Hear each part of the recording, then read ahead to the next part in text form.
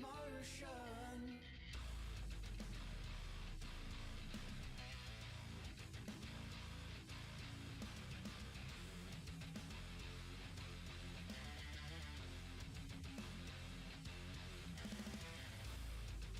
And it's worse you for that I did not know. Did you think I would let it go? Oh no. And in time, yes, I'll think it's absurd. But until then, you'll leave your words. But lay on, play on. Now it's time to defend your lies. Lies you've been feeding me all this time. And will you reoffend? Oh, darling. You say that you are innocent, but your words, they seem irrelevant, but still play on. Now it's time to defend your lies. Lies you've been feeding me all this time.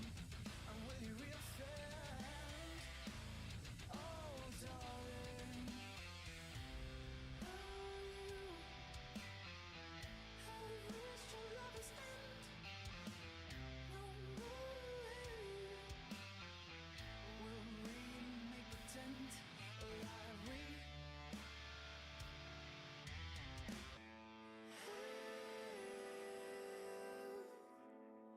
something to fight for?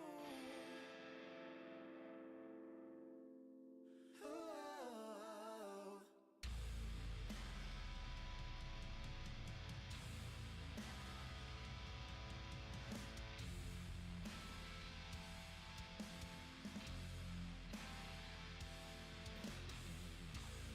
We had nothing to fight for. We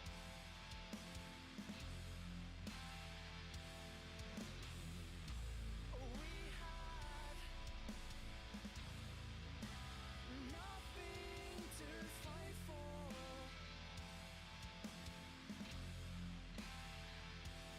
fight for. We had nothing to fight for.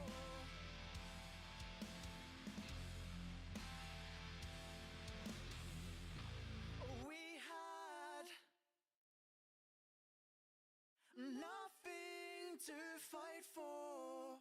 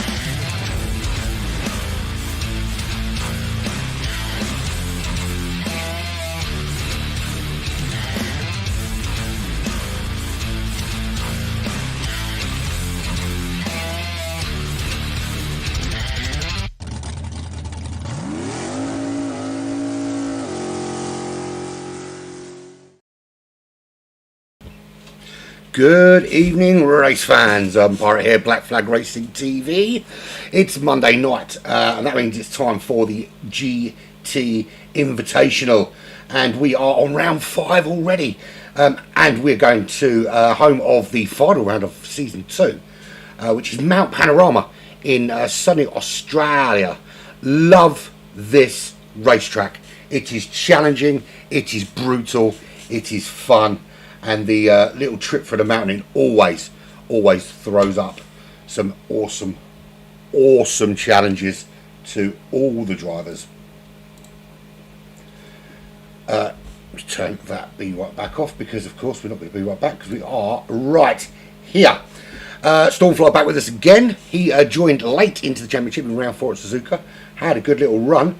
He's in that V12 Vantage. Had a bit of time to tweak it this time, so maybe, just maybe, can bring it to the big boys. Pagani clear at the top of the leaderboard at the moment and showing incredible pace this season.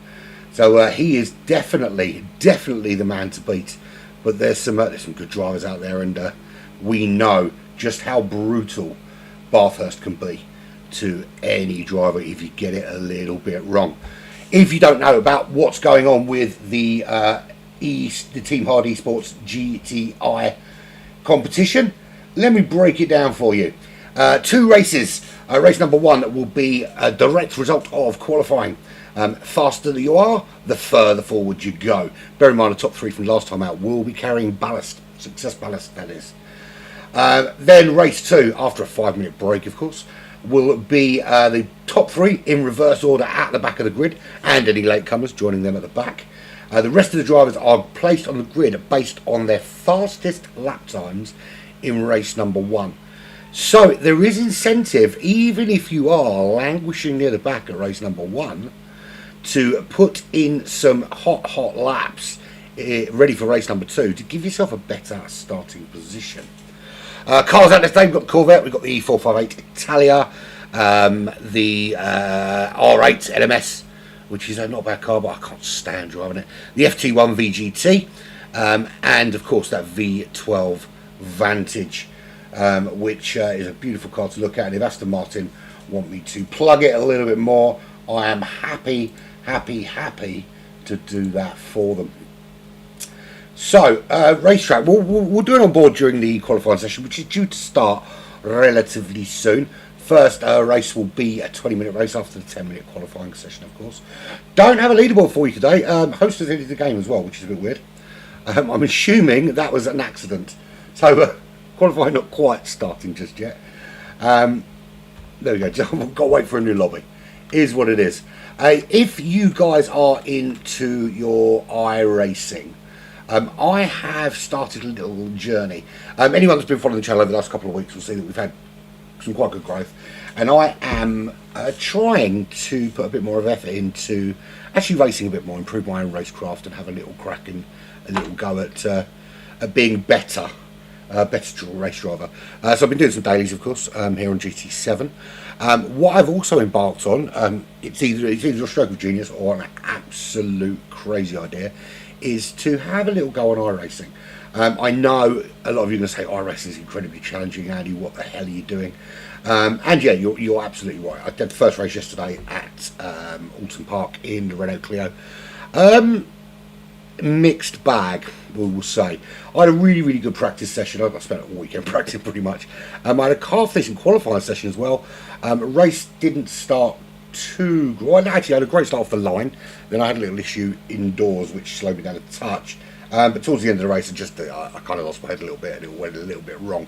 But that continues for the next few weeks. Lyme Park next week, so you can catch that on Sunday afternoon. The other thing that's happening this week is the start of the GT Champions BMW Porsche, not Porsche Cup. I lied. It's the BMW Hyper BMW Cup, which starts this week.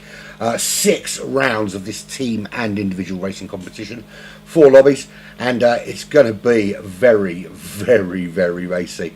You can catch that live on Black Flag Racing TV, and of course over on GT Champions YouTube channels. Check them out, give them a like, give them whatever you need. I'm waiting for excuse me, the room to reopen. There it is reopening. jumping back in, and we can get cracking with some qualifying. I like to talk about what I've been doing during my day that hasn't been related to racing. At least I try and keep you in the loop. We're going to talk a little bit today, and we're going off the tack of race driving for a minute while we wait for everyone to load in. And we're going to talk about Ticketmaster, and in particular Taylor Swift. Now, you'll know from my musical taste that Taylor Swift really isn't my cup of tea, but I have daughters, and that is their cup of tea. And obviously she announced this tour in the UK like a million years ago. Didn't tell anyone how much the tickets were going to be or any of that rubbish. And then started this stupid, if you buy my album, you can register for a pre-sale. Let me tell you something. A pre-sale isn't a pre-sale if more people are able to log in for a pre-sale than there are tickets available for a start. It's basically just a sale before the date you're going to actually sell them, which is stupid. Anyway, so you get a code, and you get a little bit more. You get a time slot. So from this particular one, you log in at this time, and then you get in a queue. So from 11 o'clock today until about 3:30 this afternoon, I have sat in front of a computer, sitting in an online queue, to consistently be told, oh look, you finally got through, you got 20,000 people in front of you, 20,000 people go away, and you get, oh look, there's only £600 like VIP tickets available. That happened to me 3 fucking times for the London dates. So we had to bite a bullet in the end and get them tickets to go to Edinburgh. I live in London, and the only way I can get tickets for them to go and see her is tickets for Edinburgh. Now here's the kicker, right? I clicked on the button that said tickets from £57, right? I went in there, the cheapest ticket in that section was 200 fucking quid, right? And let's make matters worse here. 20 minutes after the pre-sale tickets went on sale at 11 o'clock this morning, there were scalping little mofos putting the tickets on for £1,000. It shouldn't be allowed. And it wound me right up, and that's my little dick. So basically, I'll be spending my entire day trying to buy tickets for a freaking gig I'm not even going to, and finding out that again, scalpers seem to get all the good tickets. And my dick isn't just the scalpers; it's the idiots that pay these twats thousands of pounds for tickets that essentially cost £65. And yes, there are £65 tickets right now available on StubHub or any one of those via GoGo for over £1,000. Buy one at your peril is all I'm going to say. So basically I'm really poor now. I can't afford to eat for the rest of this week. So if you want to drop me a little like and subscribe, that'd be great and make me feel better about the fact that I'm going to starve to death because I've had to pay a small fortune for 3 tickets for Taylor Swift and of course a hotel. And let me tell you something about the hotel. The price for those 2 days over the gig is double what it is the day before or the day after. Tossers. Anyway, moving swiftly on, we've got qualifying starting very, very soon here in the GT Invitational. This is, of course, Season 3. It is a eTeamHARD esports competition. And out there today we have several drivers. Not me. There's me down at the bottom somewhere. I'm not racing. 14 today, almost a full lobby. Stormfly in that V12 Vantage. We've got Lee Cole in the Corvette C7 as qualifying is about to begin. We'll do it on board with whoever jumps out first, shall we? Pine in the Corvette. We've got Pagani super quick in that Audi R8. Lee is back in that FT1 VGT. Dominic is out there as well. He's in the R8 also. Let's jump in straight into quali. I want to bring up some information which would be quite useful.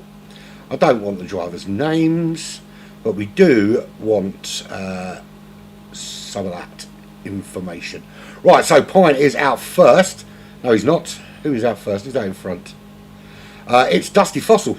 Let's do a chase cam around here. So, we'll do it on the hot lap, but this is essentially your run up the hill in towards the mountain section, quarry bend, and into what's called the cutting, and this brings you around. This is second gear on the power as you head round Griffin's Mount into Reed Park, so named because there's a park right there called Reed Park.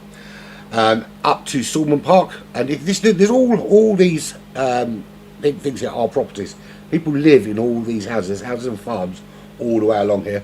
It's it curve around here into this tricky part of the mountain, McPhillamy Park, and then into Skyline, followed by the S's tricky part of the racetrack. Takes you into the Dipper, so called because it just falls away there. Road starts to open out a little bit. You've got a little flick round to the right, which takes you into Forest Elbow. Exit out of here, absolute paramount importance, because it takes you onto the Conrod Straight, incredibly long straight, as we see. That's Pagani, and that's not Pagani, what am I talking about? That's Pine getting out in front, so we'll go on board with him. And you head down this Conrod Straight, but you look here, Dusty Fossil tucked behind, you'll see just how good the slipstream is down here. That's why your exit's so important. It then flicks round into the Chase. You've got that little hotel just ahead of you, changes down into second gear, together rotation, almost clipping the back of Pine ahead of him. Takes you down the run underneath the Armour All sign. You've got the pit entrance there on your left hand side before you break down to second gear for Murray's Corner, down the pit straight, and that's your lap around this brilliant, I forgot what it was called, Bathurst racetrack, Mount Panorama. This corner here, Hell Corner. Interesting fact about Hell Corner, used to be a massive tree right there in the middle of that little piece of grass on the left hand side. Loads of people died. They took it out. Well, actually, they took it out, and they left the stumping for a bit, and some more people died, so they took it out completely. This is actually, despite what you might think, this is a street circuit. These are actual street roads. You'll see off on either side, there's little entrances to all the houses. Now, as you'll know, there's 24-hour and 12-hour and 8-hour and night races and all sorts that go on at Bathurst all throughout the year. And you must be asking the question, if these are the roads to get in and out of their houses, what do they do when there's a race series on? Well, I can tell you there is a series of tunnels which connect properties together, which they can use to get in and out of the racetrack. When it's not being raced, of course, these are normal roads they can drive on, but very, very strict speed limit restrictions, which are police. They have their own little security force that police this racetrack. Not well, it's only a racetrack when there's a race on. But yes, it's an awesome racetrack, and I love the history behind it and all the stuff that goes on here. Well, I'd love to see a Formula One race here, but I think it would be too dangerous through the mountain. And people would die. Anyway, so out there today, there's Pine in that Corvette C7. Dusty Fossil, he's in the I forgot what car he's in. It's a Jaguar, isn't it? Yeah, he's in the Jaguar. He's in the Jaguar, an idiot. Didn't recognise it from on there. Audi R8 for Dominic. There's Stormfly. He's in that Aston Martin Vantage V12, looking very, very cool. Pagani's in the Audi R8. He's coming through there. Joker is also running the R8, I believe. I'm just standing there. Yeah, he is also running the R8. Oh, you idiot. Press the right button. No, not that one. That one. There he is in that Audi R8 with his trademark livery, of course. Giotto in the Corvette C7. Mick Astley in the Ferrari 458. I'm Art Bruce Lee. He's also in that Aston Martin. In, of course, British Racing Green. What else would you have your Aston Martin in? There's Lee from eTeamHARD. He's in that FT1 Supra. Very, very cool motor car, that. The Fat Dane in that Ferrari 458 Italia. Lee Cole also in the Corvette C7. Drox is in the 458 Italia. And Zomlar, Lord Zomlar the Great, in the Corvette C7. So there we have it. At the moment, Pine is on pole. He's 1.3 seconds quicker than Stormfly. Now, I remember at the end of last season, racing around here, the Pine was incredibly quick, despite holding quite some ballast. And that is not the way to do that, and I'm afraid, Pine, to say, you can't park that there, mate. Particularly not around the mountain. It can get horribly, horribly crashy there, and he's doing the right thing. He's reversing out of the way onto that slip road before he gets his car back up and running again. But he is currently the pole sitter. Joining on the front row is Stormfly in that Aston Martin. Drox rounds out the second row with Dusty Fossil. Good evening, Jay. How are you, my friend? Good to see you. Lee Cole and one joker on row number 3. Dominic Kubinski is ahead of Pagani. Pagani down in 8th place. He does have some more qualifying laps to go. But odd to see the championship leader in that R8 all the way down there. But mark my words, he won't stay there despite the fact he's carrying ballast, of course. Never going to give him up. Never going to let him down. There he is, Rick Astley. He's not Rick Astley, he's Mick Astley. He's running in 9th, he's on row 5, and he's got Bruce Lee just behind him. Literally 8,000 of a second separate him on row 5 and the Fat Dane in that other 458 on row 6. He's got Lee just behind him, about half second difference at the moment. He's joining him there on row 6. Row 7 is a Zomla. He sounds like, you know that thing I don't know if you've ever seen the film Big, where Tom Hanks puts some money in like a little machine, like a little wish machine, and wishes to be big and it becomes an adult. I imagine that's what one of those would be called, the Great Zomla machine. And Yotto, losing the back end, does rescue it briefly. Yeah, I'm better now. I've had my little rant about Ticketmaster and Taylor Swift. One last thing I do want to say about Taylor Swift: has anyone noticed that she's got 100 songs about breakups and absolutely none about other stuff that makes men happy? Moving swiftly on. So Stormfly does take pole position by just 69 one-hundredths of a second. See, now, if Taylor Swift was writing songs about that, she'd be much more popular. Not that she's not popular at all. I'm gonna get taken to court. Pine drops, stays on that front row, but dropping down to 2nd. We did see him aborting that last lap when he had to go into the slip road after spinning the car around. You've got to be so careful through the mountain here. It's not the time you lose for clipping a wall is just astronomical, particularly if you come out of Forest Elbow and get that wrong. You can add 20, 30, even 40 seconds to your lap just because you're trying to get up to speed. Also, getting a penalty here is absolutely brutal because Conrod is key to this lap. Your exit out of Conrod, your pace along Conrod, and then into the chase and getting that right. Absolute paramount to your lap, and it can make or break your lap all day long. Any speculation on the BBC presenter? I've heard it's a newsreader, a Welsh newsreader whose first name begins with a H. Don't know if it's true or not, but it'll come out soon. Pine is back on pole. They are trading blows. Pine with a 1:59.9, first driver to go, sub 2 minutes, puts him ahead of Stormfly. We'll have a look at the next timing line, which shouldn't be too long. Into the cutting he will go. I can't remember where it's round just before the S's is the next timing line, so we'll see whether he is up there as Fat Dane puts in a 2:03, which keeps him still outside that top 8. So Stormfly in the V12, round he comes. He goes across the timing line and gives us, he's down 3/10, not going to improve this time out. There's Drox in the 458 just coming off the grass, going in John Deere mode, so this is not going to be a hot lap. Dominic Kubinski, wibbly wobbly wibbly, and he just rescues it, but that's going to cost him some time. There's one joker. Actually, there's 2 if you buy a brand new pack of cards, but he must be the first one. He's done a 2:02.4. Who was that? Absolutely smacked us all. Was that Lee? Looks like it may well have been Lee in a wall. So he's not going to improve that 2:02.4 this time out. And this is the last opportunity. So whatever you got on the board now is basically what you got. I'm Bruce Lee, currently on a 2:03.6. Ahead of him is the Fat Dane 2:03.6. Also nothing really separating them two. Zomlar with a 2:03.4. Mick Astley, he's in 11th, just outside that top 10. He's going quicker though.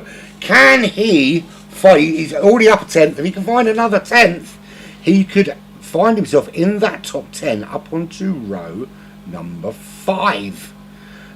Coming through now into this final bend up Murray's. Can he get a good exit out of here and across the line? Is that going to be sub 2 minutes? Doesn't look like it is. Where is he kind of slotting? 9th. Good lap from Mick Astley, just chucking himself into that top 10. So Pine is done. He retains that pole position. Dominic Kubinski, despite having a wibbly wobbly knocks Stormfly off that front row to take second. Stormfly knocked down to third. He's ahead of Drox, the Portuguese. They are row 2. Row 3, Iota and Yotto, and 1 Joker. And they're both done. Lee, he's on a hot lap. He's going to cross the line. He's lost loads of time. It's not going to be better. He crossed the line. 2:02.4 for him. That puts him in 7th. Dusty Fossil, he's done with a 2:02.4, which was his first hot lap. Mick Astley, we saw him taking 9th on the grid with that great last lap there. Pagani can't do better than a 2:02.6.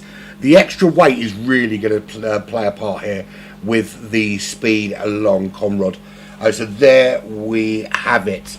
Let's have a quick look at the final classified. So Pine, the only driver in that Corvette, he's not the only driver in the Corvette, he's the only driver to go sub 2 minutes, but he did it in that Corvette C7. Dominic Kubinski joins him on the front row. Stormfly and Drox, Stormfly the Hungarian with the Dutch flag of course, and Drox on row 2. Yotto and 1 Joker are on row 3.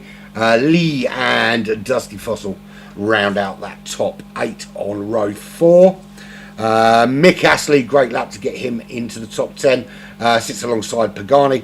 Lee Cole and Zomlar on row 6. And row 7 is the Fat Dane from Daneland. And I know it's not the right place. Shut up. And Bruce Lee in the other V12 Vantage, bringing up the rear. There we have it. Moving swiftly on.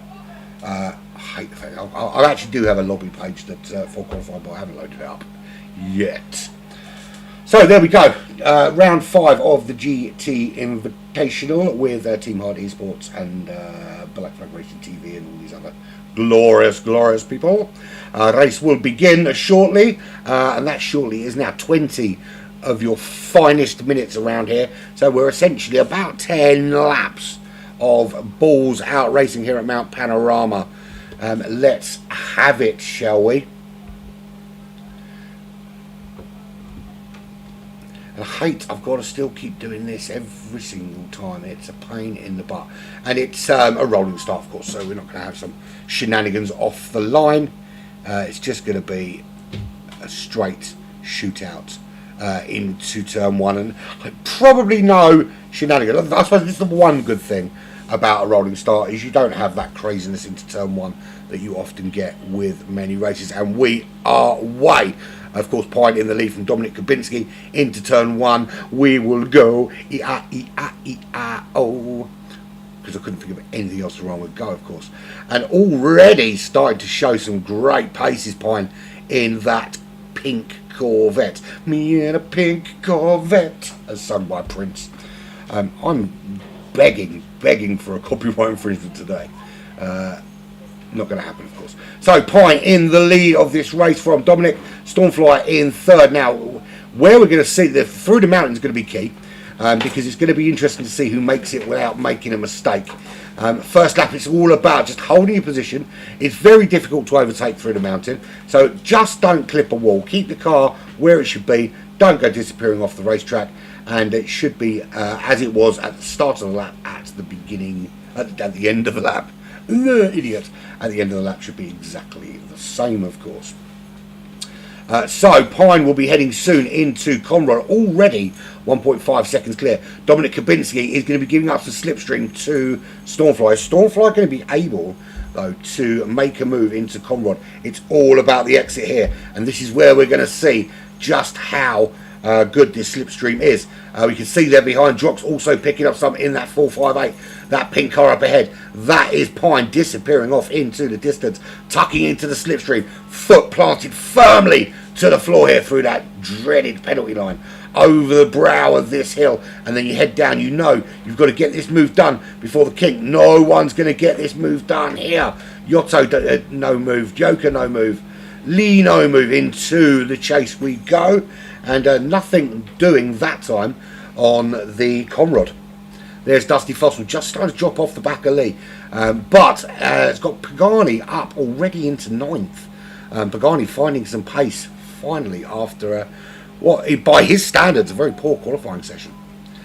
He is all in the back end of that R8, wants to step out and he wants to hold on. Mick Astley tucked in nicely behind. Can he make some use of some slipstream up the hill towards the mountain? In the mountain section, I apologise for my daughter shouting like an absolute animal. I promise my kids aren't actually disgustingly badly behaved like she is. Right, so anyway, moving swiftly on. Mick Astley having a little look up the inside, under braking, can't get the move done. Has to tuck back in behind that Audi R8. Lee Cole is trying to hang on to the back of that battle as well. There is 3 of them involved in that little fight. Top 3 unchanged. Still Pine from Dominic from Stormfly. But we're watching a battle for some dominance inside that top 10 at the moment. Pagani is finding the pace, but cannot pull away from Mick Astley or from Lee Cole. Zomlar back in 12th place. He's got the Fat Dane just behind him, and if he can stay there could be a potential overtake going into Conrod. I do want to see, as we come back down to Conrod again for lap 2, if there's any opportunity for Stormfly to make the move on Dominic. One Joker now up to 4th. He's made the move on Drox. Has Drox had a little problem somewhere? Because he's dropped back to that little battle between Lee and Yotto and all those guys there. So Stormfly is tucked in behind, heading down the hill, but he's not close enough again to make the move. That Audi ahead of him just seems to have the measure of pace coming out of Forest Elbow and heading down towards the chase. But Pine, absolutely dominant out in front at the moment. And that he's got that Corvette absolutely singing and doing a really, really stellar job. In fact, let's do it on board with the man here and just see how he is. Not on board, is it, idiot? That's on board. Here we go. So across the line to start lap 3. That's the best lap of the race thus far. That's just over 2 minutes, but we know he's got a sub 2 minute in him. Gets very, very squirrely, but 2.8 seconds is the gap behind, so we're not going to see anything like the guys behind getting involved just yet. He did lose 4 tenths, so it's not going to be his fastest lap. He's actually 2 tenths down on his previous time. You can see here just the line he takes, brilliant line. Get on the power nice and early, let it drift out, and you can be really brave there. The wall is a lot further away than you think it is, unless you're me, of course, and then it's a lot further away than I thought it was, and then it wasn't because I hit it. Through here, nice and clean, and up, climbing into the parks sections, Reed and McPhillamy and Suman and all those kind of parks. And a little clip of the wall, so it has cost him a bit of time. It's going to allow those guys to close up on him. As long as he stays out of that slipstream range, he should be okay though. And it's brutally fast through this mountain section. You've got to have your wits about you the whole time. You literally fully switched on. He's already opened it up to 2.6 seconds. He's so quick through the mountain. This clearly is Pine's forte. And then into the very, very long Conrod straight. We don't see that. It's just a car going in a very straight line very quickly. So Dominic is holding on for second. He's still got Stormfly with him in that V12. But Stormfly not close enough to make a move. He needs to be within a couple of tenths coming out of Forest Elbow to really make the slipstream work for him. But it's just Dominic's just done a really good job of managing that gap, particularly with those exits onto the straights. You've got,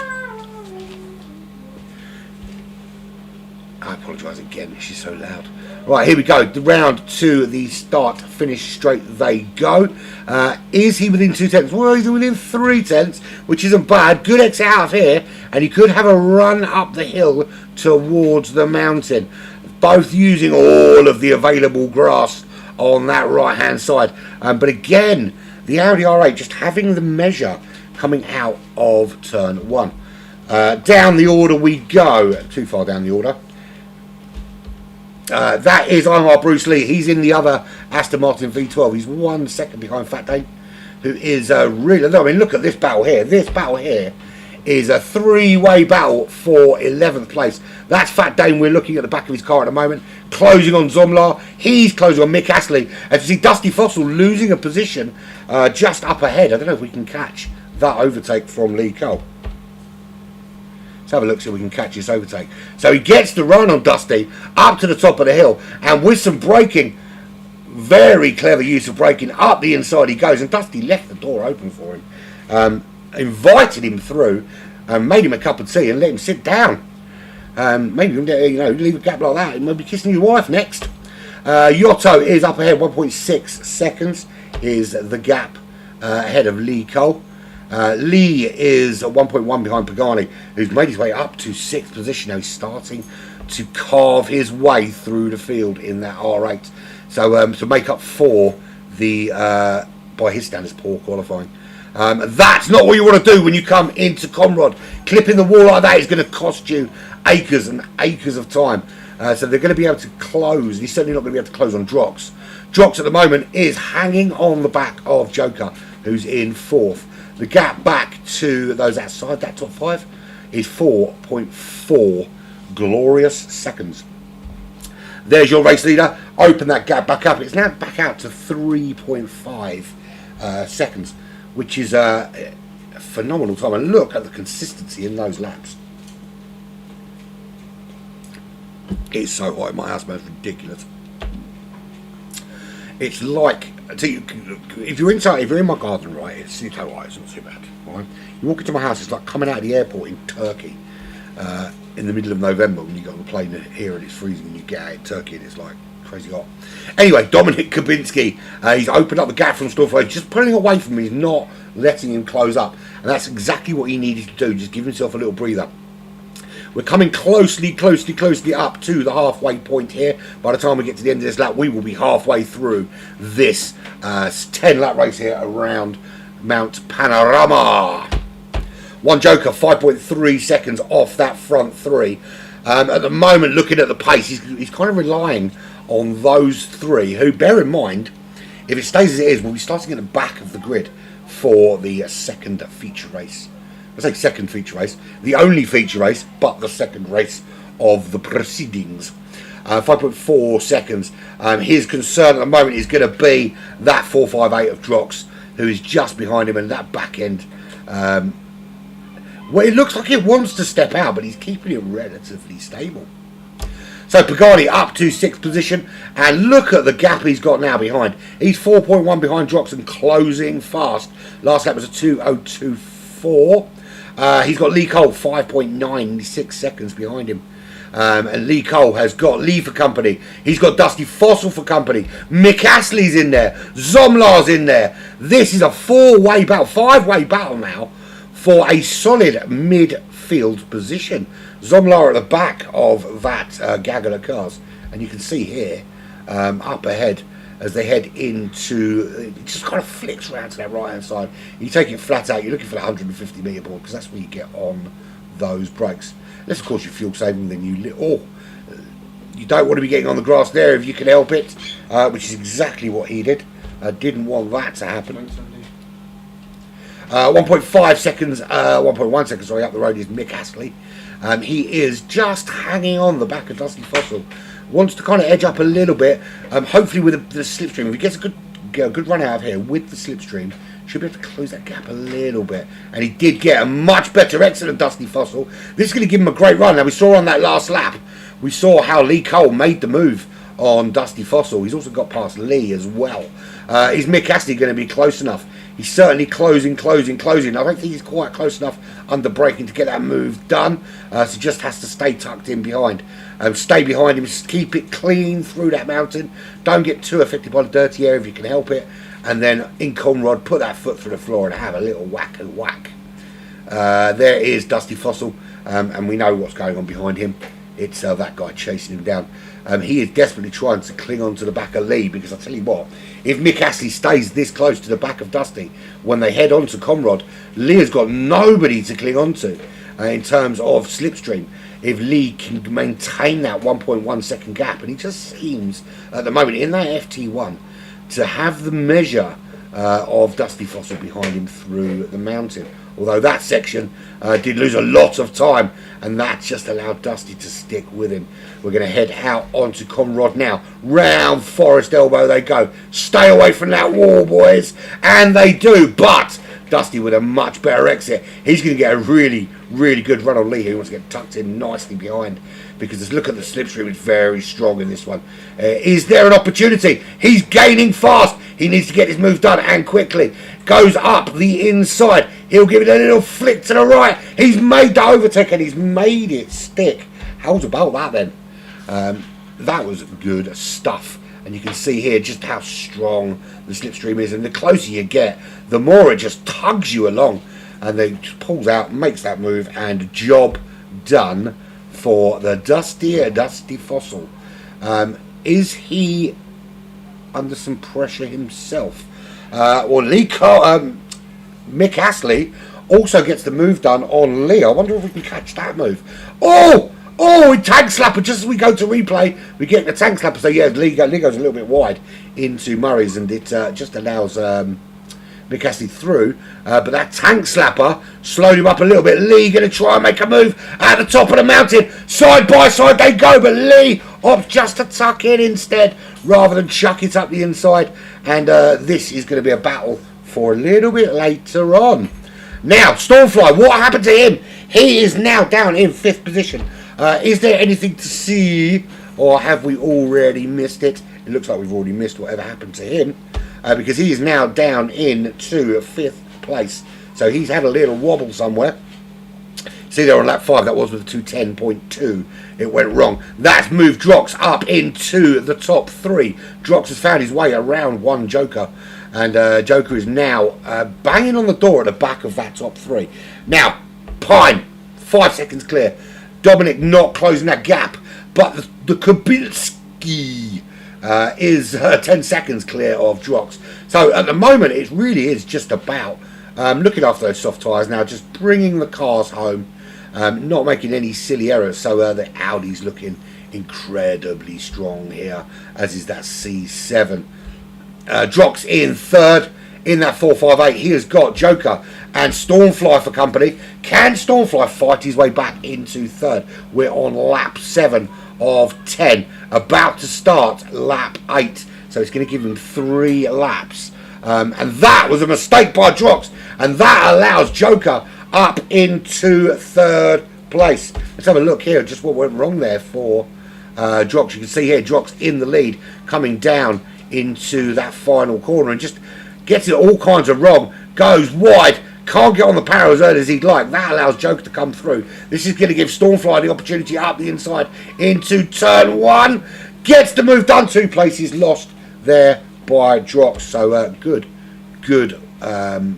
driving from those two. So Drox dropping down to 5th place. He was in 3rd, no longer, but look at him tucked in behind there. This is a 3-way battle for the 3rd podium spot. It's Joker, Stormfly and Drox fighting out for 3rd. Little flick at the back of that Ferrari 458 there for Drox, the Portuguese driver. But he is trying to tack on the back. Now the thing is, they've got Pagani there behind them. We know Pagani's quick. He's put in a 2:01.7 a couple of laps ago. He's starting to find some pace in that Audi R8. The last thing these guys need when they're battling is for Pagani to get attached to the back of that little battle. They want to kind of keep this amongst themselves. So here we go. How close can Drox get to the back of Stormfly? Joker up into 3rd, of course, at the moment. This is going to be a bit of a train of slipstream, and we can see the cars just getting wobbly coming out Forest Elbow. That will give Joker that little bit of impetus to stay up in 3rd. But look how strong the 458, just closing on the back of the Aston Martin V12. Is he going to have the opportunity? Absolutely he will. Nothing you can do, and you can't stop it happening. Oh, little clip as they go through that section there. The cars again have a little touch, and Stormfly backs off to let the 458 get through, but it's getting very, very spicy here on lap number 8. Can Drox hold it this time? Get it right this time, Drox. He does just, but you can see that Stormfly getting a run. And this is playing into the hands of Joker. Joker getting to just pull away from this battle in third. It's also playing into the hands of Pagani, who, while these two are battling, can close on the back of this and possibly gain himself a place inside that top 5. A really good run now. Up the hill we go towards the mountain. Pulled out a little bit early from the slipstream. It's uphill. You kind of need that extra power. The 458 just seems to have the measure of this V12 up the hill in terms of straight line speed. Around he goes into 4th. Does get the job done under braking. But I don't think this battle's over by any stretch of the imagination. Back out in front, there he is, there's Pine. He's 5.3 seconds clear. Just going to take it easy now on those tyres. Wants to bring that car home. This is the penultimate lap, so about a lap and a half to get this car back. Oh! Don't want to be doing that when you've got Dominic Kubicki coming behind you. Is that going to close the gap a little bit for Dominic? He is, or actually, Dominic himself looks like he's had a problem because the gap's 16 seconds and the gap to Joker is just 1.7. So whatever happened to Dominic, let's see if we can catch a replay of Dominic going horribly wrong, and he's facing the wrong direction. He got it all kinds of wrong there, heading down towards the S's. So that makes the battle for third all that more interesting now because Joker is involved in there.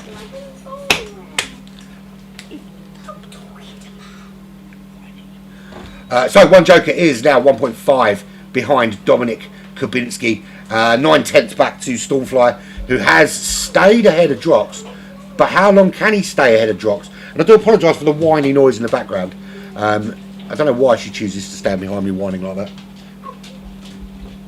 that. So 16 seconds Pine leads now in that Corvette C7. He is, well, it's his to lose now. He did clip the wall a little bit, but only after Dominic Kubicki himself spun his car around in second. This is give one Joker on what will be the final lap of the race. It's given him that opportunity to really challenge for second place now. Another step on the podium. Stormfly, of course, will want to get back into third place. He'll want to make it a Pine, Joker, Stormfly 1, 2, 3. But Joker's going to have something else to say about that. There is Drox. We saw him having to get a little bit squirrely into the final corner and losing 2 places down to 5th. He is now. He's got Pagani just a second behind him. That battle might not be over either. Pagani's been looking incredibly racy. Only qualifying in 10th, which by his standards is pretty darn slow. But he has managed to fight his way up to 6th. Whether he's going to be close enough to make a move, I don't think so. So here we are through the S's. The Joker was having a little look through the S's. Not the wisest of decisions, to be fair, and should probably be looking to just get tucked in behind on Conrad and make the move somewhere on Conrad. So that has actually cost him a bit of time being side by side there because Stormfly now through. That's really interesting. That battle's the way it's been playing out. We'll see if we can see what actually happened to cause that little issues. We can't. He's already got ahead of him. So yeah, that's a quite interesting battle been going on between those two. So Stormfly does get back into that top 3.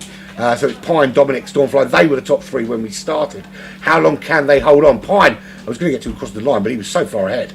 16 seconds. Here comes Dominic. He's got one more turn to do in that R8. Tyres looking a little bit angry, but enough to get that car home in second. Stormfly will come home 1.6 seconds back in third position. Across the line he goes. There's Joker, couldn't hold on in 4th. Drox in 5th. Pagani couldn't close the gap. He's in 6th position. 10 seconds back to Lee Cole. He's held on there in that midfield pretty much the whole race. So good consistency from him. Dusty Fossil ahead of Mick Astley. There he crosses the line in 8th. Here comes Mick Astley in 9th in that Ferrari 458. Yotto fought his way into the top 10. What happened to Lee? Lee was back there. Oh, Yotto in the wall there. Does that give Bruce Lee a run on him? Coming down to the line. I'm on. Bruce Lee steals 10th. Right on the line from Yotto. Yotto got that last turn all kinds of wrong. There is Zomlar coming home in 12th.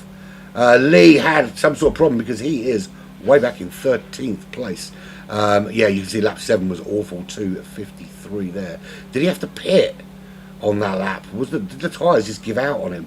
Looks like that might be the case, but he's going to come home in 13th position. And Fat Dane will be in 14th and last position. A little bit of a way for him to go through the chase, getting on the power a little bit too early and onto that grass. So Lee will take 13th across the line. He goes, and here comes Fat Dane in the 458 to finish out the race. So Pine, Dominic, Stormfly, they'll get switched to the back. Pine at the very back, Dominic just ahead of him, Stormfly a bit ahead of him, and then everybody else will be assigned based on their fastest lap over that little position. But tyre wise, no one really out in that front area had any problems with tyres. It was all looking pretty comfortable, to be fair. But of course it all goes very, very differently here in this next feature race. Right, so 5-minute break for everybody.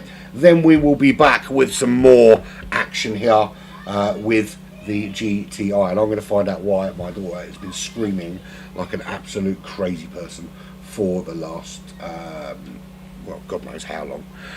Be right back, folks. Be right back.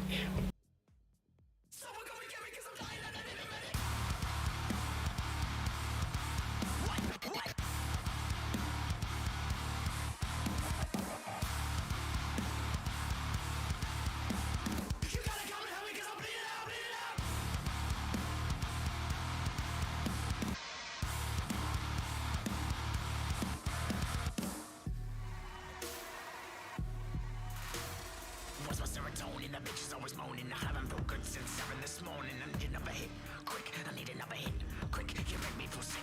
Maybe we should bring that bitch and get the curse. Quit your first and throw the car in reverse. Hit the dirt and burn that shit quicker than a fucking herb. Just one little piece of happiness is what I deserve. Feel better every day, feel better every day. Feel better with a champagne, gateway, cocaine, ketamine, migraine, just make a life.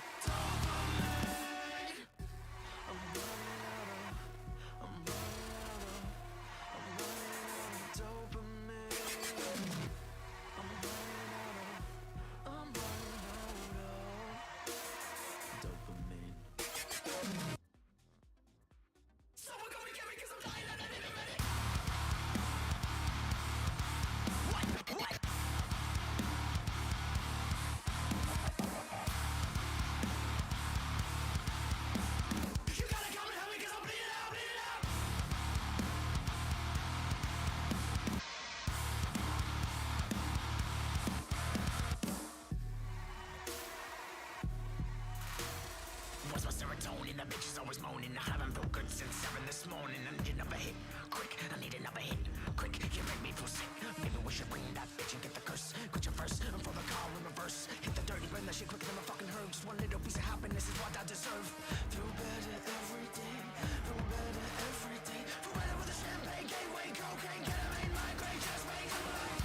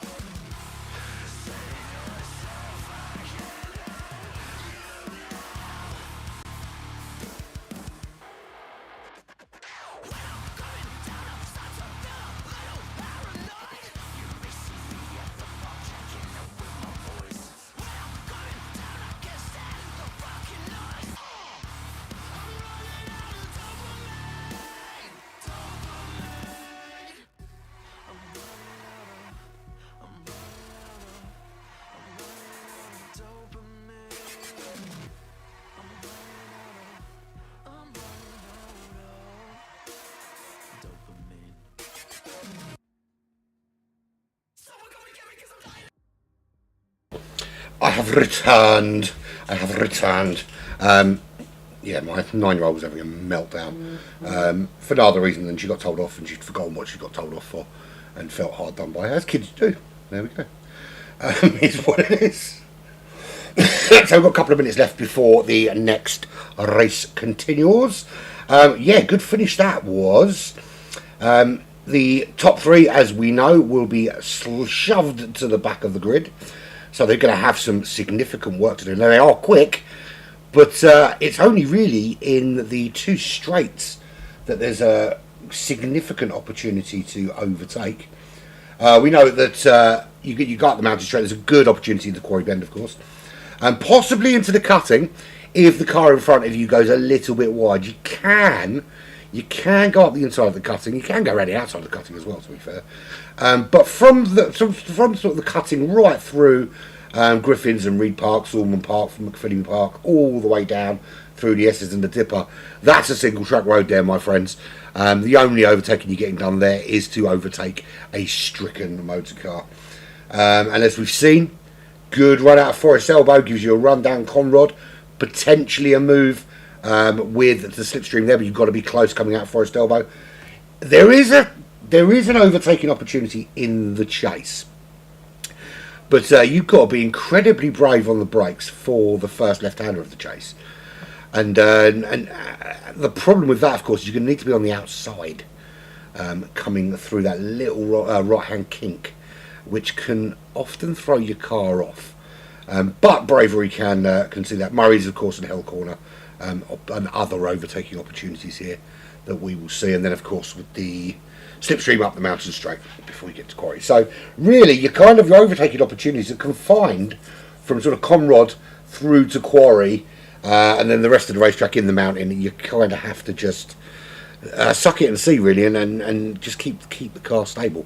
But everyone out in that top 5, or what was this? Actually, I'll tell you, anyone in the top sort of 8 now, and those guys in the back really stand an opportunity to give themselves a really good run on to get into the top 3.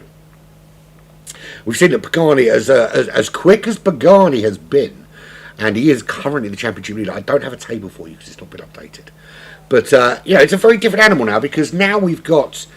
There was an element, of course, tyre saving through that 10-lap race, but now we've got a 20-minute race, which is starting in about 5 minutes' time. But now with this 20-lap, 40-minute race, it's going to be about looking after your fuel. The fuel should last out without a problem, but you are going to have to change your tyres at some stage. And that is where this race can be won or lost. And of course, if you look after the fuel enough, you won't have to put any on board. But you've got to be clever with your tyre choices, and you've got to make sure you're not burning them out too early, because it's a one-stop race. But you want to be able to pick when you stop and optimise it as best as possible. You lose so much time in the pits here. It's a very, very long pit stop, despite the fact it's not the longest pit straight in the world. You obviously come in just after the chase on that left-hand side. But it takes an age to get through the little kink, getting in there and to get the tyres changed out, and then to come back out. And you come back out essentially just after Hell Corner, and people are already getting up to speed there. So you just got to be a little bit brave with when you do your pit stop. Now, the big people going to be impacted, of course, by this pit stop are going to be people like Stormfly and Pine, Pagani, those really quick guys, Joker as well. He's going to be affected by that. Those guys that were in that sort of top section, because not only have they got to really push their tyres early on, Dominic, of course, as well. I forgot his name. They've really got to push their tyres through the first stint of this race to try and work their way through the pack. It's a difficult thing to pick your way through, because there's only a finite number of overtakes you can make in that particular that part of the racetrack where overtakes are possible. And of course, if you're coming through Just see what Fat Dave's put on the chat. I've trouble with this course. I've trouble with these tyres. I've trouble with this car. Hold on, I want to change the track. Yeah, if you're one of the faster cars coming through behind one of the slower cars, particularly through the mountain, it really does compromise your rhythm and your pace and your speed being behind those, because there's no real way to get past them unless there's an error or they leave a massive gap. So you're kind of relying on just kind of hanging in there and hoping that that your racetrack rivals don't get the move done early and disappear off up the road and just pull out a nice big gap from you. So there we go. But we've got a couple of minutes left while they just set the grid for the feature race. Coming up this week, Black Flag Racing TV. We're back with the mini challenge tomorrow. Some souped up minis getting flung around some racetracks. And I forgot where we are this week. We were at Tokyo last week. This week we move on to what Graham refers to as a real racetrack, and it is a Red Bull Ring Short. That is going to be fast, frenetic. There's only about 6 corners, if that, on that particular circuit. That's going to be real balls out racing. That's tomorrow from 8 p.m. 3 15-minute races, and there are restrictions after race 1 on your ECU for the top 3, and then restrictions on your weight for the top 3 of race number 2, and then the grid gets reversed just to mix things up a little smidgy. But we'll see what happens tomorrow. Wednesday we'll be back with more of our daily race showdown shenanigans. Essentially what we do, we open the lobby for 4 hours from 6 p.m. till 10 p.m. We take one of the daily race settings, and this week we're going to take daily race B, which is at Sardenga B, Energy R4 cars, and we're just going to do back-to-back 10-minute races, one after the other, short one blast qualifying, followed by some back-to-back races, and it's free for anyone to get involved. It will be broadcast from at least 8 till 10, possibly earlier than that, depending on if I have the desire to do so. No, it's really down to just what else I've got going on for the week. I'm quite busy on Wednesday work-wise, but I'll be back in time to get the lobby open, don't worry about that. Thursday we return for more F1 2023 action with Smoking Pirellis, and we had the British Grand Prix. Was it British Grand Prix we had with them last week? I get confused because with the actual Grand Prix, because I don't actually pay too much attention to pretty much anything. I'm going to have a look actually and see if I can remember where we are. My son's coming in and stealing our little cat again. Let's have a little look, you see. So Thursday this week is there. We are... Oh, of course. Albert Park in Australia. Who can forget about that? We were at Portimao last week, by the way. Yeah, we're in Australia this week at the Albert Park, one of our favourite F1 racetracks. Absolutely love that. That's on Thursday. And then it's a little bit quiet until the late in the day on Saturday, when we've got coverage of the BMW Cup Round 1. That is, they're basically M6, M3 and Z4 with BOP settings. But it's going to be an interesting race, that, because we did the qualifying last weekend, and there's some really quick guys racing there. And there's a bit of a team element to it this time around as well. And then Sunday, you get to watch you get to watch me absolutely balls up Lime Park on iRacing. Dotted throughout the week as well, you will catch me doing a little bit of daily racing at Sardenga B. I'm going to chuck a couple of laps in first and get a half decent qualifying time to get me started. I'll also probably bring you some action from me royally screwing up iRacing towards the end of the week. I'm not going to do too much early on with that, just purely because I want it to be fresh in my mind for the weekend. There we have it. If you were wondering what that song was in the little break, that's from a band called Swarm 6. Big things for this band, up and coming. That was their single Dopamine, which is available on all good platforms. Just waiting for Dom. His game has crashed. He will be back shortly. There he is. He's rejoining the room, so it shouldn't be too long before we get underway here for the feature race. It's just as well I talk absolute rubbish, because what else would we do for these little gaps in between races? I suppose I could have saved this for my little rant about Tay-Tay, but I've done that already, so we won't do it again. And to be fair, I don't want to put myself in danger of Taylor Swift fans absolutely murdering me on social media, because there's a lot of them, and they are very, very angry people. And I don't want to say anything happened to me. That happened to me when I angered some AFC Wimbledon fans a couple of years ago, and I essentially had to close my Twitter down for a week, because my post went viral. Well, the actual post itself didn't go viral. The abuse I received from several thousand AFC Wimbledon fans did. So yeah, I had to basically delete Twitter from my phone for a bit, because it was brutal, absolutely brutal. Yeah, so don't anger big groups of passionate fans. Is the cliff notes from that. If you've got something to say and you know that thousands of people are going to get offended by it, even if you strongly believe it, even if it's true, just shut up, because you'll get murdered online. We have got something special coming up to you. It's in the planning process at the moment. We've got some stuff coming up after the summer. We're quiet for the summer, because obviously it's the summer and people have got holidays and the shizzle. But we've got an Ultimate Endurance series coming up, which is 6 back-to-back endurance races, 2 hours a pop. It's a 2-man team, 3 tracks each. That's coming up after the summer. We've got a charity event as well coming up after the summer, which will be announced soon. But the next big event for Black Flag is going to be a sort of touring car championship of the likes of the BTCC or DTM.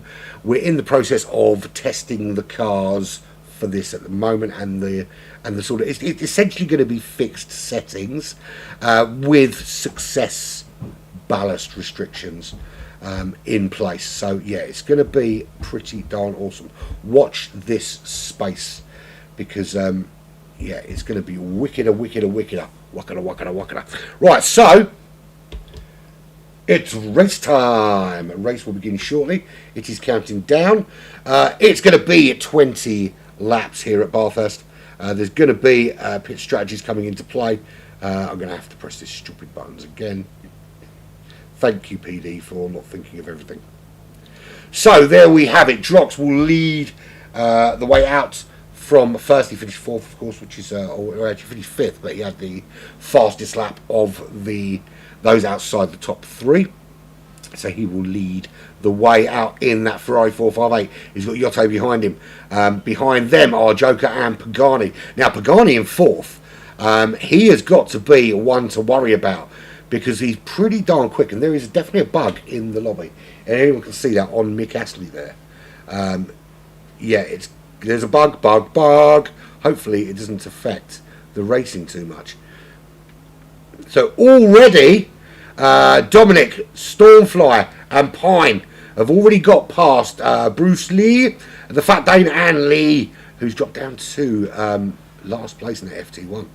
So yeah, already a good start from those 3. Yotto and Joker fought their way to the front of the pack already. This has been an exciting start at the beginning of this race here. And up there you can see, get that move made on Drox into the turn at the top of the mountain straight.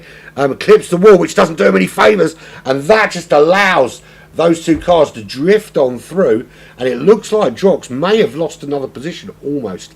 He hasn't now. So Yotto leads the way with Joker up the road after him, and this could be a chance for Joker to pick up some big points. We've seen Joker leading races, of course. You know, we think back to, oh, there we go, Yotto makes a mistake. Joker Wanda Yoka is up into the lead. Yotto is it Giotto or Yotto? I'm going with Yotto. Is second. Drox in third as we head down Conrod for the first time here in this feature race. Let's go back to Drox there. Actually, let's go to Lee Cole, because Lee Cole is going to make a move on Drox if he can. Is he close enough? He's not close enough. Pagani in 5th position is just watching these guys, actually, with the ballast holding him back at the moment. A mistake from Yoka. That's not. Yotto. Mistake from Yotto. That drops him down to 5th. Pagani through. Lee Cole through, Drox through, and Yoka. A little love tap on the back of Pagani from Yotto, as if to say, I'm here, I'm queer, and I'm drinking ginger beer. Is he going to make the move up the inside? Yes, he is. Can he make it stick? Side by side, it's a drag race. The Corvette and the R8, and the Corvette of Yotto winning out. Little nudge from Mick Astley. That's going to help that R8 get past with that little tap. And, of course, great move from Mick Astley. It would have been if he could have made it stick himself into the braking zone. So he nudged Pagani up past Yotto into 4th. And the plan, I think, was to kind of follow him through with the slipstream. But he couldn't get the move done at the top of the mountain straight. And that's actually now cost him a little bit, because he for the benefit that he's given Pagani, he's not been able to make any inroads himself. And now stuck behind a Giotto in 5th position. So it's Joker from Jox, from Lee Cole, Pagani, Yotto, Mick Astley in 6th there. He's got Dusty Fossil right there with him, and still good battle going on here. Dominic Kubinski, he leads the top 3 from race number 1 right now. He's got Pine in behind him. Where is Stormfly? He's had a little problem, because he's back in 13th place, and he is now tucked in behind Lee, who's up to 13th with Fat Dane, who did say he wasn't really happy with this racetrack. He is almost a second back from Stormfly in 14th place. Joker with the fastest lap thus far. But that counts for nothing. Can Lee Cole make a move here before they get into Zickink? No, he can't. But Drox is making a recovery now after losing out early on to Joker. So Pagani up to 4th. Yotto is down in 5th place. Mick Astley still sticking with that battle in that 458. It's 1.2 back to Dominic Kubinski. He's got Pine for company. Their top 3 bedfellow down in 13th now. And has got significant work to do here, Stormfly, for the rest of this race. But it's a long way to go, because it is a 20 lap race here to see us out at Mount Panorama, and it's getting dark, too dark to see. Fastest sector there from Dominic Kubinski, and he does have the fastest lap of the race in that Audi R8. See what I did there? Just see what I did there? That's Mick Astley clipping the wall, coming into this mountain section. Through, sideways, and I said there's an overtaking opportunity there, but when you make a mistake, Pine almost close enough to capitalise, but not this time. Let's get in my drone and follow him. Wouldn't it be cool if I was actually driving this drone? To be fair, I was driving. 1, I wouldn't be able to keep up, and 2, I probably would have crashed by now. Anyway, moving swiftly on. Through here, Dominic Kubinski looks so quick in that R8, and you can see he's really held up by the 458 of Mick Astley ahead of him. Desperately bobbing and weaving, trying to find a way through. He's going to get a run on him out of Forest Elbow, and you can see here, it's just so close, clipping the wall there though. That's just allowed Pine to really get involved. Now, it could have gone from Dominic getting the run on Mick Astley to Pine getting the run on the pair of them. And there's a little bit of weaving trying to slow them up. But here we go. Both pulling out. This is going to be a double overtake. Switcheroo. Or is it? Excuse me, losing my voice there. It isn't the double overtake. Just the one. Pine couldn't get it done. He was side by side with Mick Astley, and he was never going to give it up. Boom, boom. And stays in 7th position. Good racing there. It could very easily have gone horribly, horribly wrong when you go side by side in that section. Another opportunity now. Is he going to make the move? He does make the move. Can he make it stick? Yes, he does. A pine does get that move done as he head up the mountain. But of course now Mick Astley's going to have that little run with some slipstream. If he can stick with him, he's just not quite close enough to make it count. He is going to get closer, but we have seen under braking he doesn't quite have the big dangly cojones of these faster guys to make that kind of overtake. That is Drox out in front, losing some places down to third position. Lee Cole nicking that position from him briefly. What happened to Lee Cole? It's all gone wrong for Lee Cole. Yellow flags of glory.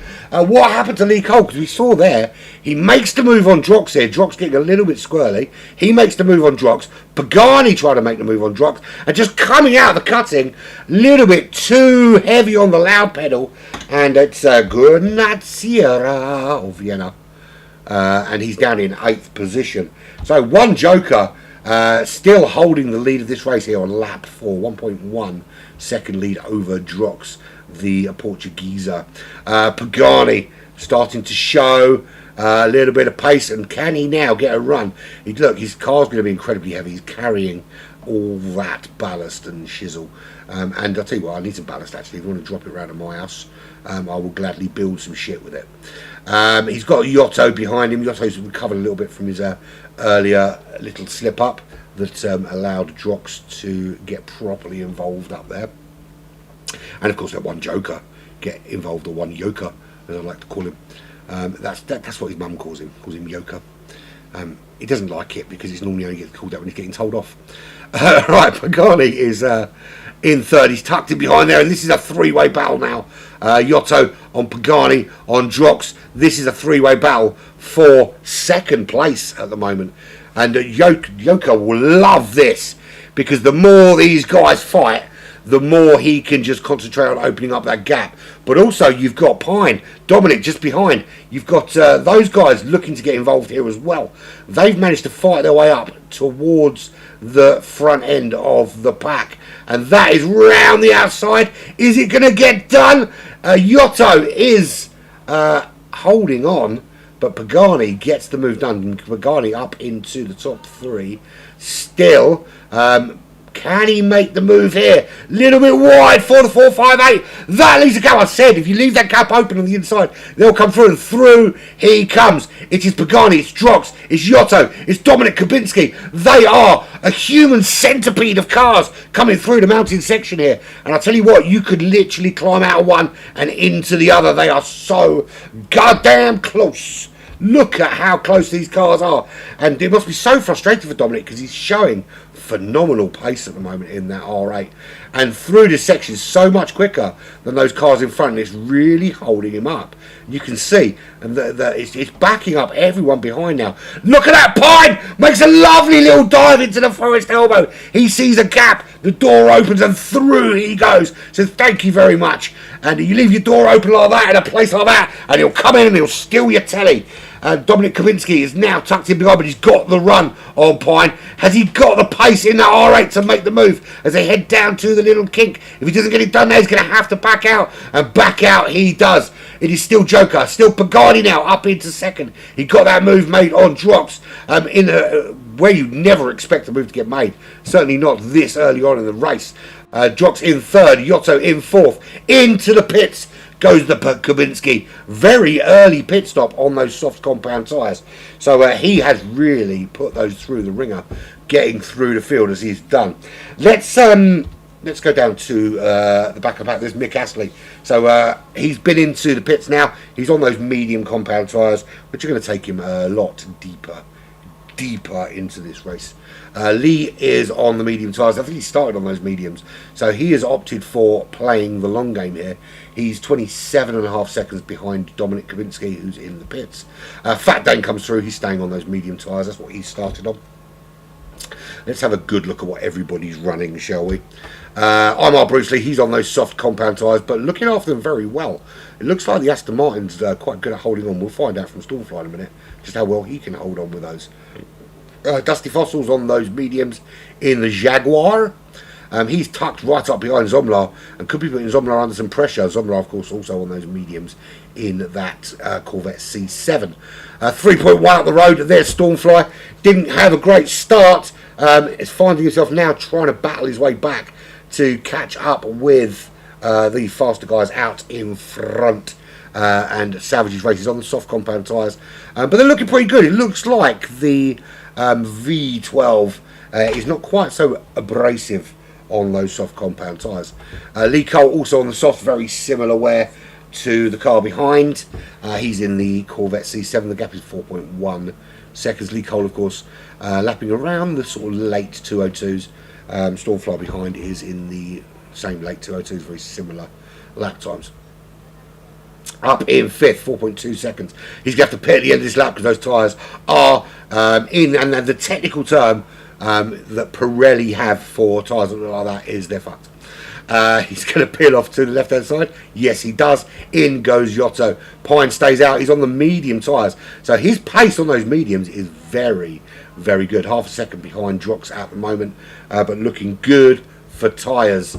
Drox, I'll tell you what, Drox is really doing quite well on his tyres in that 458, despite having a few little episodes. Pagani in the R8 on the mediums. Again, this time out, it looks like the R8 is that little bit better on tyres than it was last time out. As he puts in, Pine's already put in the fastest lap of the race, but we've just seen Pagani now put in the fastest sector. Out in the lead, that is Juan Yoka. He says he's British, but he's really Mexican. He just spells it like that because he looks better on his CV. But his real name is Juan Yoka. He is 1.1 seconds clear. He's on the medium compound tyres, and again, the Audi's so much better on tyre wear this week than it was last time at Suzuka. Really not having the problems with abrasion, despite the fact that this racetrack is incredibly demanding on tyres and man.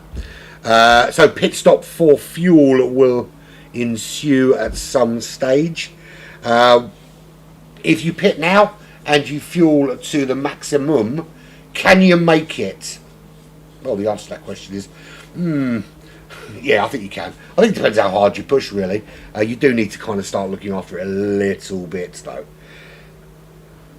So this is 26 minutes in lap 7. It'll be 20 laps around this brilliant racetrack here in Australia. And I love this racetrack for many, many reasons. But for me, after Le Mans, which is of course your iconic 24-hour circuit, this for me is my second favourite 24-hour circuit. And I think in some ways it's much more demanding than Le Mans. Because, you know, Le Mans is, once you get sort of Indianapolis and you go through Porsche and all that kind of thing, yeah, you've got a bit of a tricky section and you've got the Dunlop bit at the beginning, which can be tricky in the dark. But essentially, it's just a couple of really, really long straights with a little twisty bit at the end. Here, you could argue it's the same, but the twisty bits are so much more demanding on your car and on the man and on the tyres and everything. And you know, this racetrack changes a lot as the light fades out, and your braking points change, and the things you're looking for, those little things you're looking for on the racetrack to help you find your brake points, suddenly aren't there anymore. The shadow from the tree, the little sign, that they all over time disappear. So it does make it such a challenging racetrack in night time.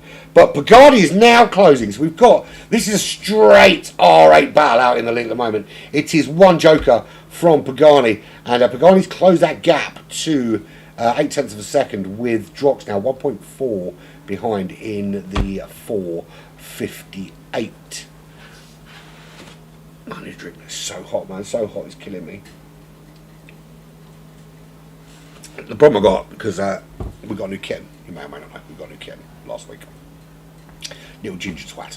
And obviously he's not ready to go out yet, so we can't leave our back door open because you want to obviously climb underneath the shed or try and get over the fence or whatever. So we've got to keep the back door shut. And it's just turned my house into an absolute sauna. It's crazy, crazy, crazy. So I welcome the moments when my, I'm going to point out, 20-year-old son, or 20-year-old son, comes down for a cuddle with a kitten and takes him to his room for a bit. Right, some more pit stops ensue. It's Joker in, Pagani staying out, of course he will. He's got another lap of fuel left in there, and plenty on those medium tyres. Joker's in, Drox is in, Stormfly is staying out. Now, his tyres, in all fairness, I'll be brutally honest, I'm looking at the tyres between Pagani and Stormfly, and despite the fact that Stormfly's on the softs, Pagani's on the mediums, there's not much difference in wear. A little bit worse for wear on the back right tyre for Stormfly. But fuel-wise, Stormfly's in a better position. If Stormfly can get another lap, he might not be able to get another lap, to be fair, looking at the fuel he's got. But if he could squeeze another lap out and get him to the midway point here, stands him in good stead. Because Pagani is... he's running on fumes towards the end here. He's still going to push, of course. Look, yeah. Let's not pretend that that Pagani is ever a slouch. But he's sort of grown. It's like that's the yellow flag. Who is crashed? Somebody's crashed out there through the mountain. Can't see who it is. Can't see who it is. Yeah, Pagani's like, you know, when you've got a child, you take them to the shoe shop and you buy them a pair of shoes a couple of sizes too big. That's almost like what it was when Pagani started with qualifying. You know, he was way down in 10th, didn't really fit into the race too well early on. Started to find his rhythm in race 2, but now, of course, he's grown into those shoes and they fit him perfectly and he can go dancing. And dancing is what he is doing. 8.6 seconds clear of Stormfly. They both, of course, need to pit. I think we'll see here as he's Pagani just getting a little bit of slipstream off that back marker. That is Lee there in the FT1. He's coming through now. We'll see him peel off now to the left-hand side. Into the pits he will go. And there he goes.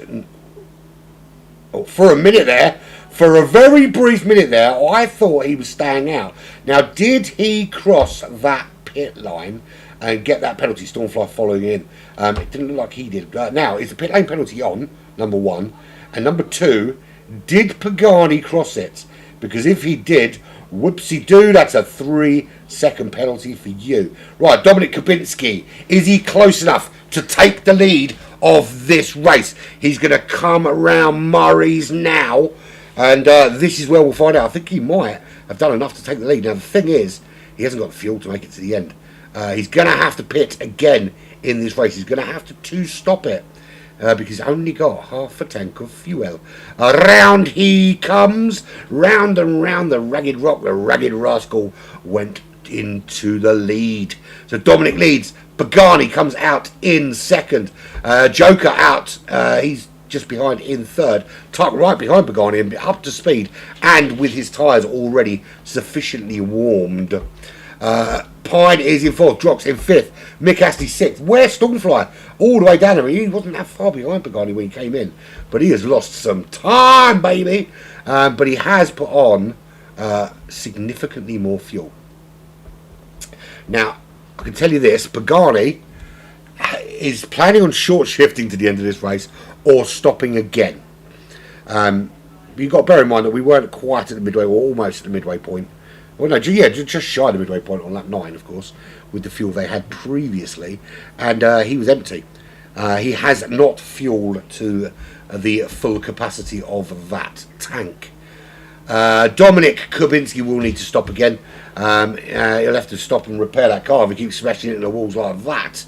It's not going to be pink and black when he finishes. It's going to be scratchy and scrapey as he comes round Forest Elbow in the lead, 4.9 clear of Pagani, who for me is going to have to do something. And Yotto disconnected. What happened to Yotto? I can't even do a replay to find out what happened to him. I don't know where he was on the racetrack.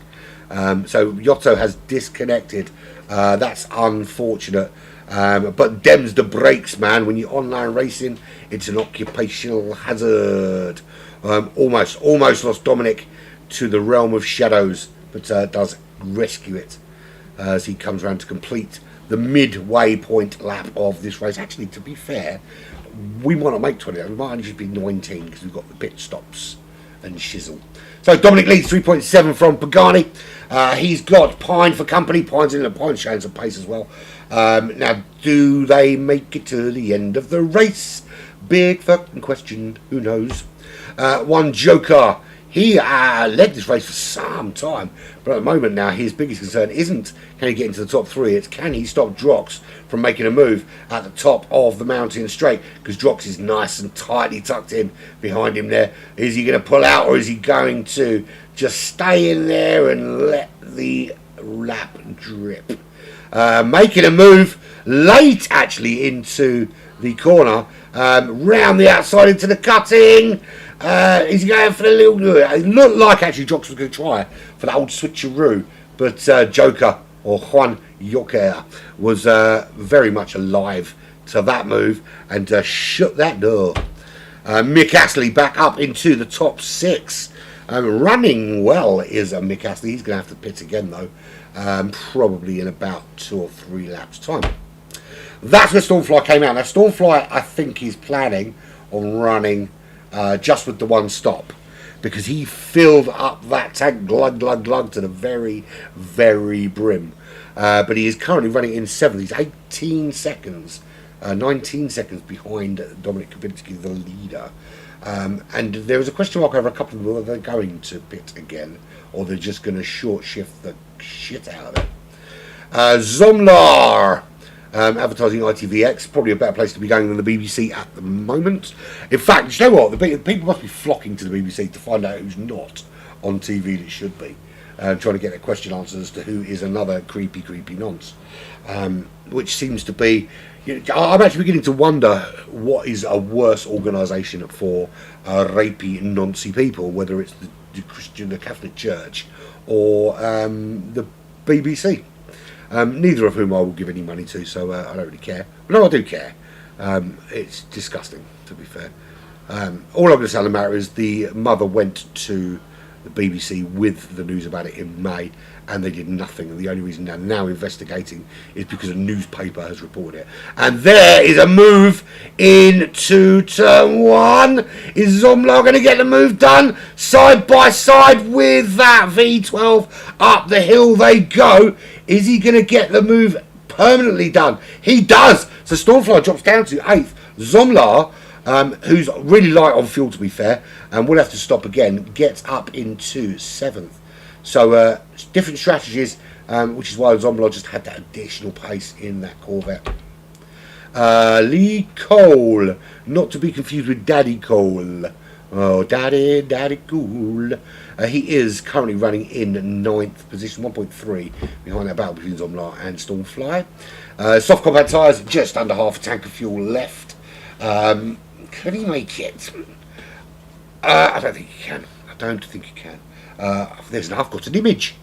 I've got an image from a hippopotamus.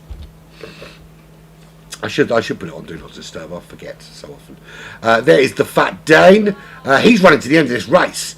So if he can hold off the charge from Bruce Lee behind him, he was also going to the end. Dusty Fossil, who's also going to the end.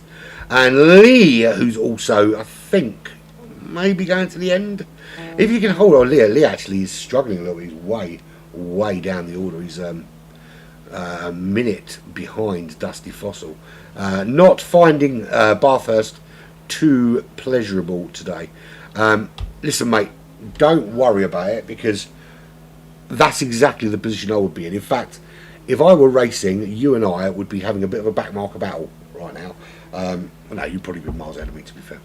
Right, so Pagani retakes the lead of the race, but it was handed to him because Dominic's into the pits for his second and last pit stop. They are going to have to stop again. Well, certainly Pine is, unless he has got some secret fuel tank we've not been told about. One Joker, he is going to run to the end here, so there's a potential win here for him, because I'm not entirely sure Pagani can make it. He's never going to give up, but what he's going to do, he is going to stop at the end of this lap, Mick Astley, and he's in that perfect 4.6 window. The perfect window, I talk about the perfect window a lot. It's essentially when you've got Nice big gap in front and a nice big gap behind. You're not catching anyone. You're not being catched by anyone, although he is being catched at the moment by Zomla.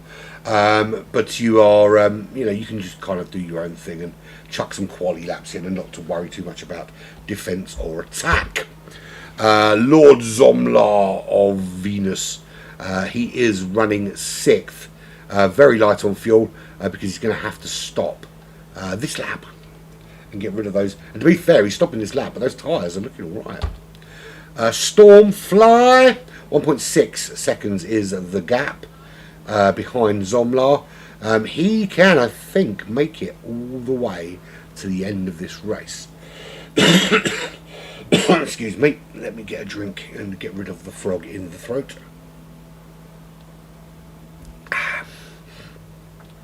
13 seconds back to Lico.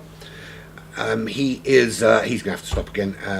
Fat Dane should stay out. So basically Fat Dane and everybody else from Fat Dane backwards are staying the course. Question mark on Pagani, of course.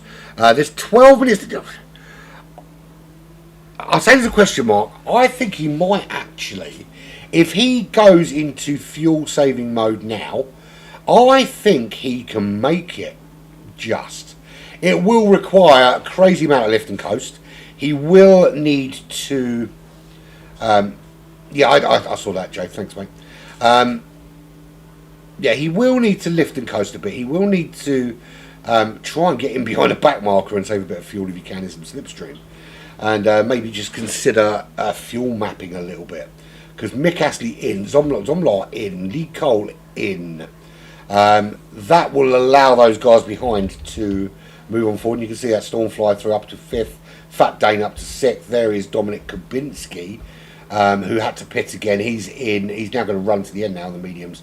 And he's overfueled significantly. He's making sure he can go flat out. But he's going to have a very, very heavy Audi for the tail end of this race. I don't know. I'm saying Pagani can make it. I really don't think he can. There's not enough fuel there to make it to the end of the race. It's just not enough fuel. I'm no expert on fuel saving, and I know some people that are very, very good at it. But no, he's going to have to stop again. Pagani is definitely stopping again, without question.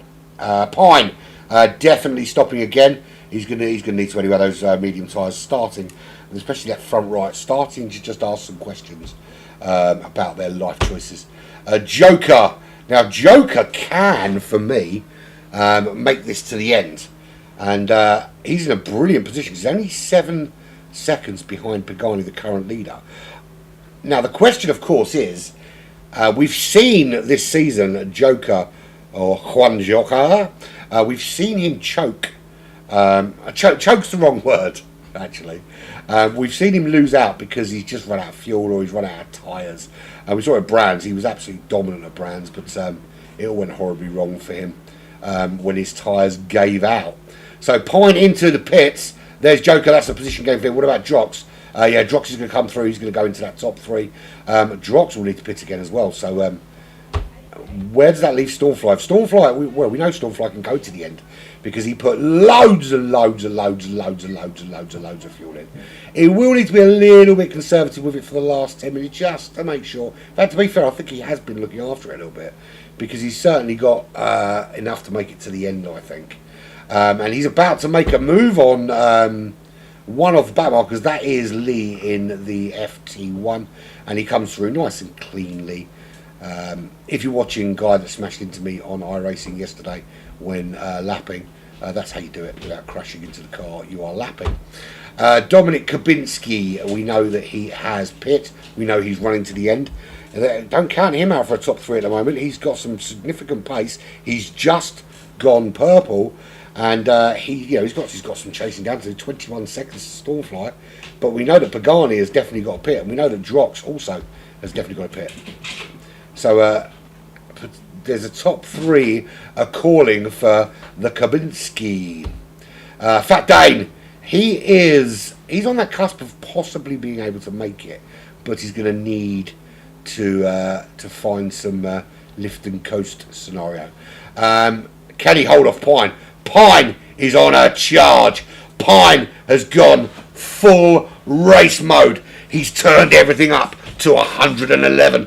Look, he's trying to make a move through the S's. I mean, that's balls of steel if you've ever seen it. He has got no interest in being held up on any part of this racetrack. He is going for it. 43 seconds is his gap to the lead. And I tell you what, the pace he's shown round Bathurst, don't count him out for the win. He might be back in 7th. He might be 4 laps from the end of this race. But I tell you what, people still need to pit. And this boy is going like the clappers right now. But he hasn't been able to get around Fat Dane. Fat Dane is making that car massive, like a Fat Dane would. The longer Pine gets held up behind this 458, the harder his job is going to be to get in that top 3. It kind of stands to reason. But Fat Dane into the pits. So now Pine is released. Dominic Kubica is... where's he gone? Oh, that's Drock's going into the pits, which is why Dominic moves up. So Drock's in, Fat Dane in, Dusty Fossil in, I'm our Bruce Lee also in. To be fair, why they probably could have made it, you know. I certainly think Fat Dane... Oh, well... The choices have been made and they are what they are. So Joker leads this race. He's going to have to be a little bit studious with the fuel for the last couple of laps. Just sitting just under a quarter of a tank of fuel. Tyres as well. Now, the medium should hold out all right. I just think last lap he might have to worry about squeaky bum. Stormfly, I think, is going to be in the same position tyres-wise at the end of the race. But fuel-wise, it will be absolutely fine. No problem there for him.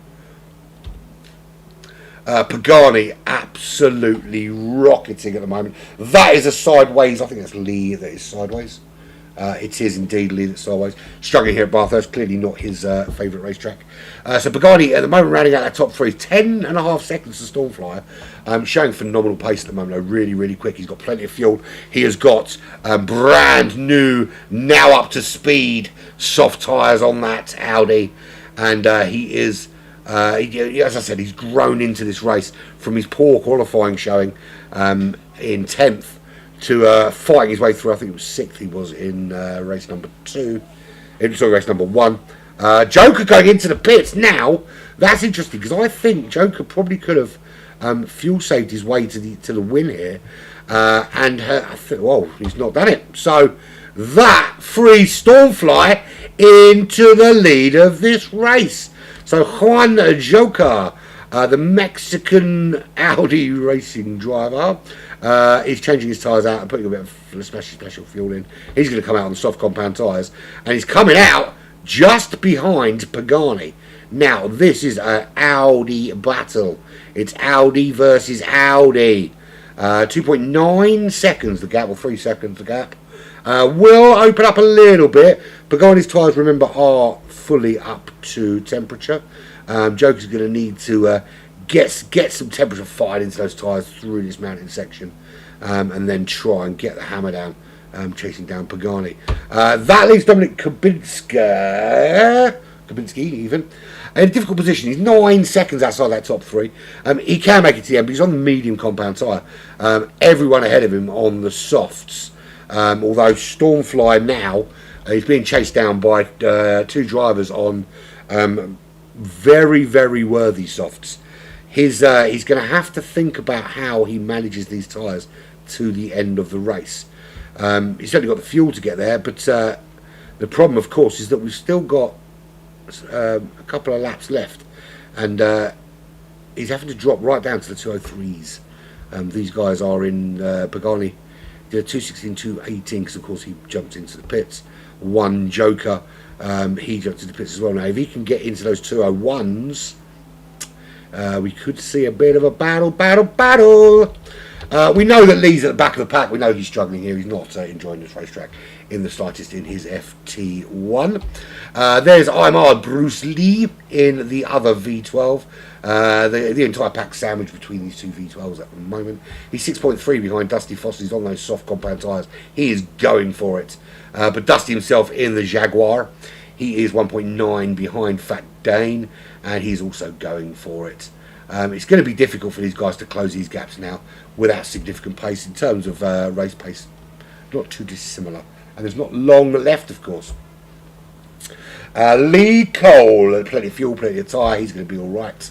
Mick Astley, he's got plenty of fuel. He could do this race twice the amount of fuel he's put on board. 1.2 behind Zomlar. Can Zomlar hold off Mick Astley? That's the question. 1.3 seconds. Keep a little eyeball on that one. Drox 4.4 behind Pine. Pine is going on a mad one now. We know how quick he is. Drox with the fastest lap of the race actually back there, a 2:01.1. But we know Pine has already demonstrated a phenomenal sub 2 minute pace here. Can he do it again with a light fuel load and a target of top 4? 8.8 seconds to a Joker, the Juan Joker from Juarez, Mexico. 3.9 seconds now, the gap to Pagani, not changed. Pagani half a second into Stormfly's lead, and that's closing pretty darn fast. And yeah, I think tyres and fuel are going to hold out for Stormfly. I don't think he needs to worry about that too much. His only concern needs to be, of course, that he can't give it the beans that I think he might like to at this stage, considering that Pagani and Joker behind him are fresh as the spring daisy in terms of tyres and fuel. But maybe actually this race is not going to be as close a finish as we've seen in many races at this stage of the season. It's been some great finishes. In fact, every race this season has been really close to the line. But I think here, I think we're going to see as that will that be the last lap of the race. Now that may well be the last lap of the race, unless he does something crazy like go really fast. So if this is the last lap of the race, lap 19, then I think Stormfly's not going to get caught. If, however, it isn't, tyres are going to become a problem, fuel's going to become a problem, and then Pagani and Joker can start to have a little think about whether they can. And one Joker has taken a second out of Pagani in the last lap with 2:027, and like a fully squeezed orifice, he's gone purple. And Pagani with 2:03 dead.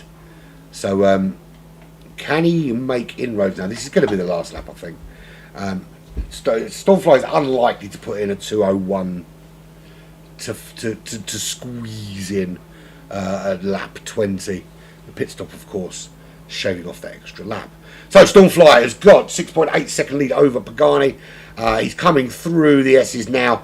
Once you hit Conrod, I think when you're on the last lap, you've got to go. Once you hit Conrod and there's no one in your slipstream, I think you can go and you can just take it easy. You know you've got a couple of braking zones left.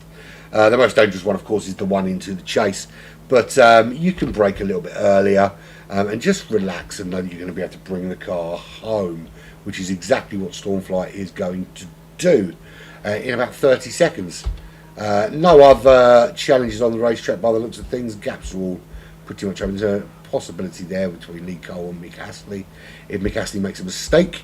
But no one else is really on each other. There's there Dominic Kaminski half a second behind Pine. Can he put it on Pine? Or is Pine going to stay ahead? I think Pine's going to stay ahead. So here we go, down to the final corner for the final time this evening in this GT Invitational. Stormfly, second race of the season with GT Invitational, and his first win here at Bathurst to take the checkered flag. Pagani, what a performance from him, just really grew into this race. Comes home in second. Juan Joker brings back the bronze medal to Mexico. Pine, Dominic's right in there behind him as they come to the line. Any mistakes and it goes wrong, it's going to be Pine, it's going to be Dominic, it's going to be Drox. That was a good photo finish from those three. Zomlar in the ITVX car. 18.2 seconds back. He's going to be right, a relaxed final corner for him. As he comes across that line, there is a yellow flag ahead, but that is there's just people spinning across the line at the end. And that, although he stopped there, I think that was Lee waiting for the clock to tick down so he didn't have to do another lap. Mick Astley, I'm in 9th. Fat Dane in 10th, and Dusty Fossil very close to him in 11th. And Bruce Lee He's going to karate chop his way around that last corner, and then he's going to cross the line in the Vantage. So the V12. So V12 finishes first, V12 finishes last, and we are done with just the one disconnection from this race, one DNF, so to speak. But there's your winner, Stormfly VR46. Final classified results look a little bit like this, pop, because fastest lap goes to Drox in that 458 Italia with a 2:01.1. Not too damn shabby, if I say so myself. 300s quicker than Pine. But Stormfly takes the win in that V12 Vantage. 2:02.16 his fastest lap, 1:16 his fastest lap. Pagani, valiant effort, valiant fight, despite starting race 1 10th on the grid. In the R8 comes home in second. The other R8 with Juan Joquer comes home in third. Pine home in fourth in the Corvette C7. And yet another, so the R8 is very strong around here. Dominic Kubinski comes home in fifth position. Sixth was Drox, the Portuguese, in the 458 Italia. That was a lead 458 Italia. And then the Corvettes of Zomlar and Lee Cole round out the top 8. Mick Astley in the 458 and the Fat Dane CSSDK also in the 458 came home in 9th and 10th. Dusty Fossil in the F-Type home in 11th. Bruce Lee in the other V12 Vantage home in 12th. Lee came home in 13th. And Yotto unfortunately was a dumph. Good pace as well though, 2:01.8 for him, so really disappointing for him to not be able to bring that Corvette home in the end. Yeah, good race though. Good race all round. Enjoyed that muchly. Can't wait for another one. When we doing another one? Next week. Where are we doing it? Somewhere else. Shall we have a look? I can't remember. Let's have a quick look where the race is next week. Looking forward to this. I do love a bit of GTI racing. It's all very, very good. Well, what's the track next week? I know I've got it here somewhere. It just involves looking for it. I can't find it. I can't find it. I can't find it. It's here somewhere. I will find it.